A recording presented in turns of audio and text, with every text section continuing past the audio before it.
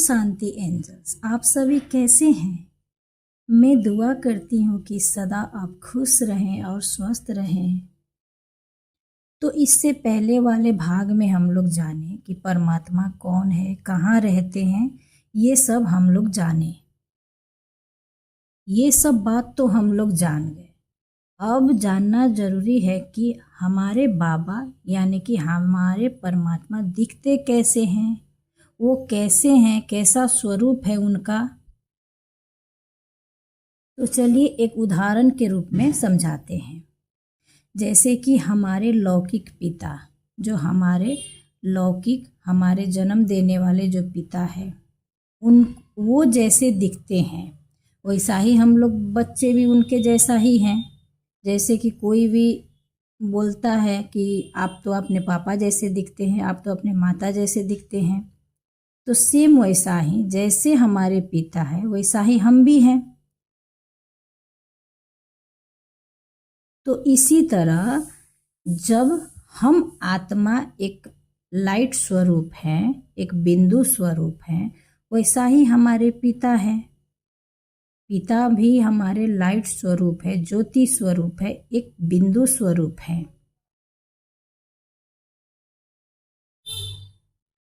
फर्क इतना है कि परमात्मा का कोई शरीर नहीं है और हम लोग का शरीर है, क्योंकि हम लोग को जन्म मरण के चक्कर में आना पड़ता है, इस सृष्टि पर आना पड़ता है अपना पार्ट बजाने के लिए।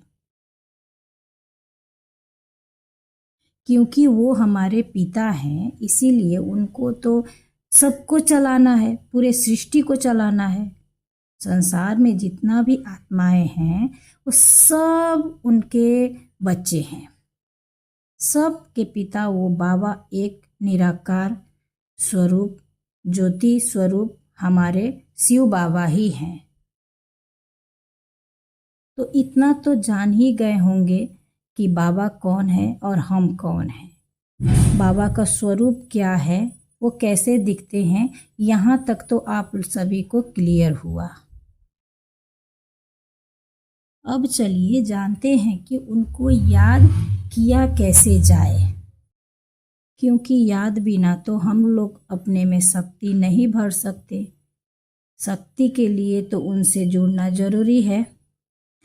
तो याद कैसे किया जाए, तो देखिए आपको फिर एक एग्जाम्पल, एक उदाहरण देकर समझाते हैं कि जैसे हम लोग किसी को भी याद करना है, आप अभी ही थोड़ा देर के लिए अपना किसी भी संबंधी को या माता पिता को ऐसे ही याद कीजिए। उनका स्वरूप देखने का प्रयास कीजिए, उनका चेहरा कैसा है, वो दिखते कैसे हैं, वो बोलते कैसे हैं, तुरंत याद आ जाएगा। हम लोग को इन आँखों से देखने की ज़रूरत नहीं है। किसी को याद किए, वो हमसे कनेक्शन हो गए, सूक्ष्म रूप से हम लोग उनसे जुड़ गए हैं। जिसको भी हम लोग याद करते हैं वो सूक्ष्म रूप से हम लोग जुड़ गए, क्योंकि मन बुद्धि से तो याद किए। जैसे हमारे अपने माता को याद करना है या पिता को याद करना है, तो हम लोग को तो मालूम है कि वो कैसे दिखते हैं, तो हम लोग को कोई प्रयास नहीं करना पड़ता है, कोई ज़्यादा मेहनत नहीं करना पड़ता है याद करने के लिए, क्योंकि हम लोग को उनको पहचाने हैं, जाने हैं, देखे हैं। इसीलिए सहज रूप से हम लोग याद कर सकते हैं।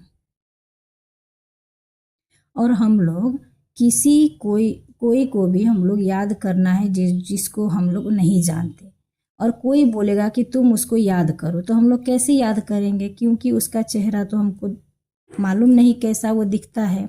उसी तरह जब तक परमात्मा का, बाबा का ज्ञान ना हो, बाबा के बारे में नहीं जाने, तब तक हम लोग कैसे याद कर सकते हैं, या तो नहीं कर सकते। तो इसीलिए बाबा का परिचय जरूरी था। तो अभी तो आप लोग सबको ही जान गए बाबा दिखते कैसे हैं, बाबा रहते कहाँ हैं, सब कुछ जान गए। तो बहुत ही आसानी से हम लोग बाबा को, परमात्मा को याद कर सकते हैं। उनको याद करने के लिए हम सभी को एक शांत जगह पर बैठकर आत्मिक रूप में अपने आप को स्थित करना है। मतलब ये समझना है कि हम एक आत्मा है, शरीर नहीं है।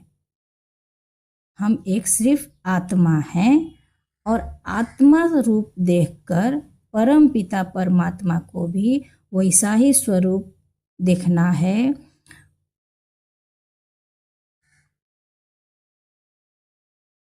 ऊपर में विजुअलाइज करना है, मतलब मन की आँखों से देखना है कि लाल रंग की दुनिया है, वहाँ पे हमारे शिव बाबा स्थित है और उनसे हम में पूरे शक्तियाँ समाहित हो रही है, प्रकाश के रूप में आ रहा है, ऐसा अनुभव करना है।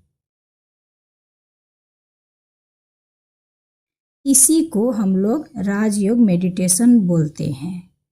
ऐसे ही योग किया जाता है।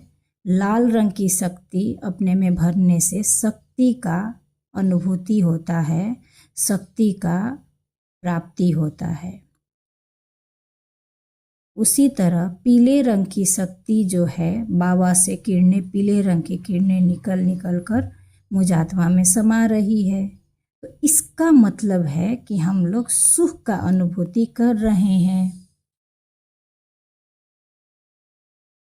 हरे रंग की किरणें भी देखना है, बाबा से हरे रंग की किरणें मुझ में समा रही है।